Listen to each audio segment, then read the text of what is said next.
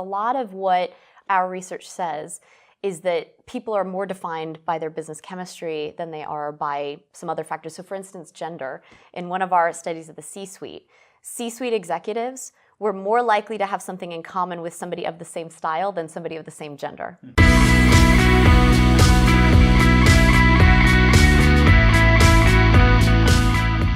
This is Velocitize Talks, and I'm Eric Jones. I'm here with Kim Christfort, the National Managing Director at Deloitte Greenhouse. Kim, it's great to have you. Great to be here. Thanks for inviting me. Tell us a little bit about what seems like a very fun role that you have at Deloitte. Yes, we have a very interesting job. So one of the things that we realized was that a lot of the problems we're seeing in the business place are not just technical challenges, they're human challenges. And so the Deloitte Greenhouse is all about trying to understand the human dynamics and use immersive experiences to try to get the teams working better together and thus overcome the technical challenges as well. We call it getting to breakthrough.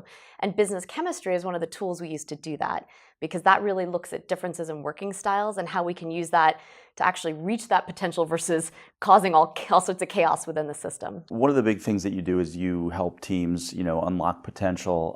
What are some of the common steps or methods or processes that you've typically used to help them unlock that potential? Yeah, it's funny. Sometimes the simplest things are the most powerful ones. So even having these workshops where we talk about the different styles can be incredibly impactful for a team, because they fall into a pattern. Oftentimes, and we've talked about this, in many different places in the media as well, you hire for people like yourself because that feels good and you know how to work with them, and you may not even consciously be doing it, but it's the classic, could I sit on a plane with them and have a good time kind of test.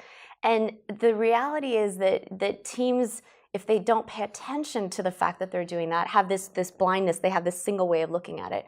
And so we unlock that first step simply by saying, not everybody's like you. And actually, if you act like they are, you're missing out on 3/4 of the population. The second step then is to say, how do you recognize that? Because it's one thing to philosophically understand that people are different. I think we all know that if you think about it for a moment. But how do you actually recognize those things quickly and not awkwardly, like, could you take a test and I'll get back to you about this conversation? You need a way to do it that's a little bit more subtle. So how do you recognize it? And then the third thing is, what do you do with that information? What do you do one-on-one when you're interacting with your boss or the person you're trying to mentor? And what do you do with a team where you have a mix of different styles, and what might work for you might turn off this other person on the team, and I have to find some sort of common ground that'll get the best out of everyone. So what do you do when let's say you're one style and most of your team is just a completely different style? What's the happy medium that you should sort of settle in on? Yeah, and it's a tough question, because it's not just about the different styles, it's also about the reporting relationships. Do I have authority here and you're all reporting to me? Are we peers within an organization? How long have we known one another? What are we trying to accomplish? But the simplest thing is, what are the bare minimums that each type needs in order to thrive?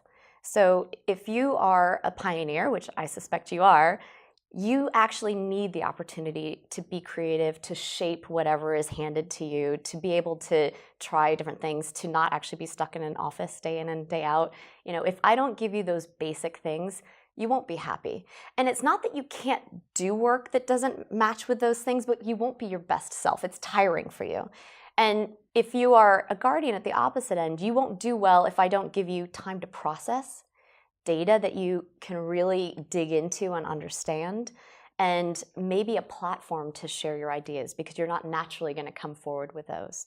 If you're a driver, you're not going to thrive in this environment if I don't give you a chance to have a very clear sense of where we're trying to go and a logical path to get there. If we're all over the place in a loose brainstorm, that's not going to work for you at all. You're not going to bring your best. And if you're an integrator, you're not going to be your best if you can't collaborate with others. If you can't work with a team and really have some sort of personal connection beyond the task you've been given, that won't work for you either. So you start by thinking about, how can I make sure that those bare minimums are in place? And if I'm very different from the rest of my team, I also need to recognize that I probably need to lean into them a little bit more than they can lean into me. I can't just be the boss my way or the highway, or I won't get anything out of them. I might also want to bring in a second in command and partner. There's a lot of teams now that are doing these sort of co-leadership things where second in command has a different style than mine, or maybe we share one of our styles, but they bring something that I don't have. So in my case, I don't have a real data detail-oriented lens. Better make sure that I have a deputy that does that. I'm really curious about, physical work environments, kind of paired up with the different cognitive styles. In your sort of experience, have you found that different work environments kind of influence or shape different cognitive styles differently? Or, where is somebody like a driver or a pioneer sort of, what's the best work environment for them? Yeah, it's such a fascinating question because, again, we've sort of assumed with office spaces and other work environments that one size fits all. Exactly. And it doesn't at all. So if you start with some of the basics around the styles, two of the styles like to be sort of more independently working and two of the styles like to be more team working. So pioneers and integrators prefer the team environment.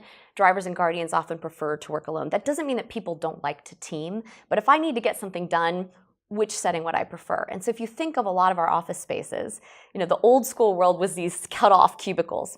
Well, that's good for the people who like to work alone, not so good for the team side. And then they shifted the other way. They said everything is open tables. You hear noise all around. Well, gosh, the people who need time and quiet to process, that doesn't work for them either.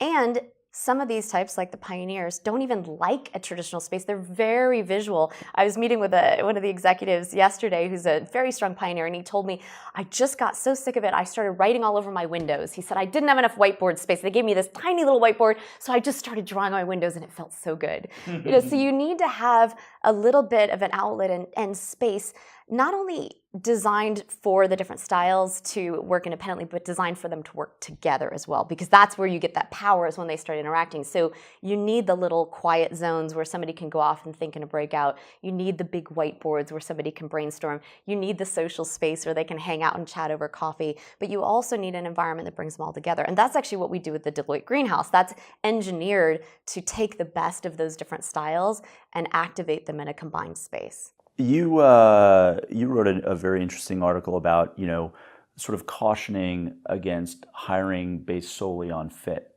Tell us a little bit more about what you meant by that. Yeah, if you think about fit, what does fit really mean? Does fit mean that it just looks just like me or like everybody like me? Is that what fit means? I have my favorite pair of jeans and I just want that same pair of jeans all the time? Or does fit mean more like puzzle pieces that fit really well together, but maybe are complementary different sides of something? They're not actually exactly the same. And so what we're suggesting is that you actually shift the definition of fit. It's not the just like me definition, it's the complementary puzzle piece. And the reason for that is that while the thing just like me can feel really good, it's not necessarily sustainable. These types do play together in a way that's really complementary. There's a story I jokingly tell, if your team is planning a fun event together, and imagine that a pioneer says, well, let's go skydiving, right? You kind of could laugh that off, but at the same time, it's like you want somebody on your team who's going to say, let's go jump out of a plane, right? That's healthy for an organization. But you also want that guardian who's going to say, let's check really, the parachutes yes, twice. Exactly. You didn't really fasten that. Like, we need to worry about that. And, you want the driver who's going to be a little skeptical testing this and say, how about we send that intern out first and see what happens? And then you want the integrators who say, how about we talk to other people who've done this before? Let's all hold hands. Let's jump out together. And so they're meant to go together. And so when you hire for a different kind of fit, if you hire for the complementary skills, you actually get the benefit of all those different perspectives. You also, though, have to be ready to take that on. You have to be ready to make them fit, because they won't fit by themselves. They could just be uncomfortably standing in a corner not contributing, especially if the rest of your organization and your culture still thinks that fit means just like me. What are some of the metrics that you've used to sort of measure business chemistry? Are there any? And then how do you sort of tie that to actual business impact? So business chemistry itself, there's an actual assessment. There's lots of research behind that has come up with the patterns. And then you actually measure those through observation. So you're able to get the types themselves simply through that system. The application of that we've used in a number of different ways. And so because business chemistry is about human beings, you can correlate that with all sorts of other things. So there's metrics around retention and how does that play with different types. There's metrics around motivation and incentives and how does that work. There's metrics around your career aspirations and how that changes for the different types. And that is correlated to business impact, of course, because the turnover is a bottom line impact. Who's attracted to your company because they think they can contribute or not has a bottom line impact. The ability to get more out of your team has a bottom line impact. And in general, that's very consistent with the broader research on diversity. Diversity is linked to higher performing teams if it can be activated. Is there an optimum balance among the different styles? We get that question a lot, and the interesting answer is that there isn't a formula. It's not like you have to have 2 of these and 3 of these and 4 of these and then you're perfect. What works best is if you have at least some representation of all the types. And when you have a minority representation, that you elevate that somehow. So if you are a team that's dominated by the other 3 types and you just have that one lone guardian, let's say, how do you put them in a position where they can actually contribute more? So maybe it's an official role that you say, you are going to be our chief operating officer responsible for all those details and processes and whatever. So you give them a role that naturally has that authority, or you have a way that they can contribute to the group and not be buried under the cascade of the rest of people. So for instance, send them everything in advance so they can be prepared, ask them to speak at the very beginning of a meeting so they're the first one to contribute and they can set the tone a little bit and then the others come in. So you don't necessarily need to have the perfect mix. Also, we don't always have the benefit of being able to choose our teams, right? You sort of have what you have, and so you might even be missing types. And in those situations, in the near term, let's assume you can't just hire for other people, you can ask people to play different roles. Like everybody is all 4 types, and you could play to your secondary. If you're missing that guardian perspective, for instance, and somebody has a secondary guardian, ask them to lean into it. Or if you don't have enough driver, could you be devil's advocate for the day? So you can essentially role represent without having the actual person on your team, and that's a very healthy practice as a team in general. If you were, hiring somebody, what are the questions you'd ask to determine what style the person is? Yeah, a lot of the style aspects are going to naturally come through in the questions you would ask in an interview anyway. So when you say, give me an example of a time when you were very successful, what did you do? The words that people use are very reflective of their style.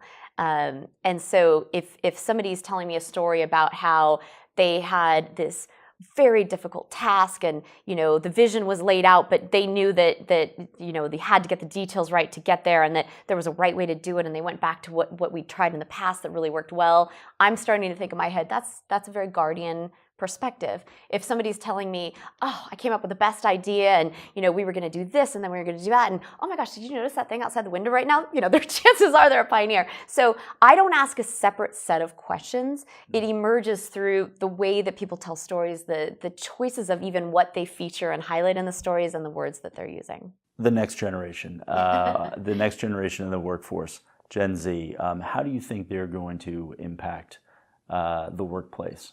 It will be very interesting to see, because in our research so far, we've been doing this for 10 years globally. And so we have a really good perspective on differences between demographics, but we don't know, in terms of age in particular, but we don't know yet how much of that is going to endure over time. So in 10 years, I might be able to tell you more. So millennials, for instance, what would you guess millennials are in terms of the styles? Are they all about possibilities? Are they more about stability? Are they people-oriented? Are they challenge? I would think most of them would be guardians, actually. So you are one of the first people to guess correctly on that. Yeah, they're guardian integrator mostly, and I think it's fascinating to look at the hypotheses about why that is, because there's one school of thought that says they're guardians because of the age that they have grown up in, right? There's been such instability that they're craving that stability. And the integrator side is, we need to have meaning, we need to have purpose, and our jobs need to be fulfilling in a broader world sense. There's another school of thought that says they're more guardian because they're at that point in their careers and in their lives. And a lot of entry-level jobs require you to be more process-oriented, more detailed. You're still learning the ropes. You're still getting your feet under you. You're also at that point in your life maybe not as financially secure, and so you tend to be a little bit more frugal. You tend to maybe be sharing things with your neighbors. There's some things that might naturally drive that behavior that could change as they mature in their careers. And so I think with this upcoming generation, it's the same question, what if that is going to be intrinsic versus enduring? what we do know is that these patterns are true throughout the population at any age. You're going to see all four. It's just that the skewing between them, will be a little bit different based on some of these factors. And if you imagine that they're not going to be this guardian-centered thing, now you have an interesting situation because you have a generation who's going to be reporting to people who are very guardian integrator. And a guardian and integrator is going to be maybe not open to a lot of change, really comfortable with things the way they are, and will that next generation be okay with that or not? You bring up the question of the study being done globally. What have you found among different countries and sort of their cognitive styles?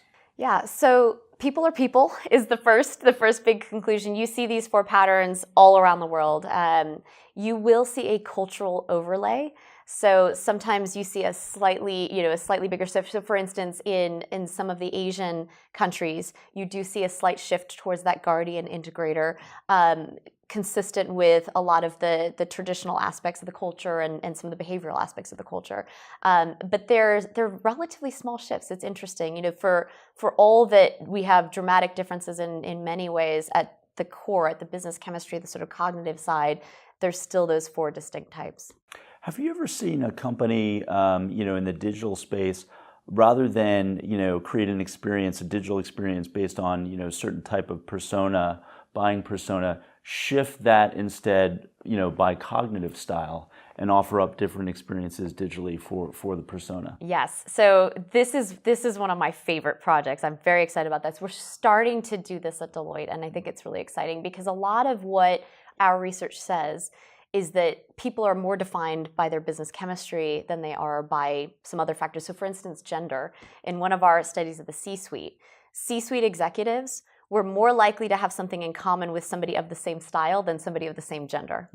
And so if you are targeting customers and you're thinking about it in terms of gender or any other demographic, you're missing this opportunity to do something that they might link to more. And we have started tailoring things to that. And I think digital is particularly interesting because you don't have as many feedback opportunities necessarily in other settings, whereas in digital you can get real-time feedback oftentimes, and so these things are hypotheses. Right.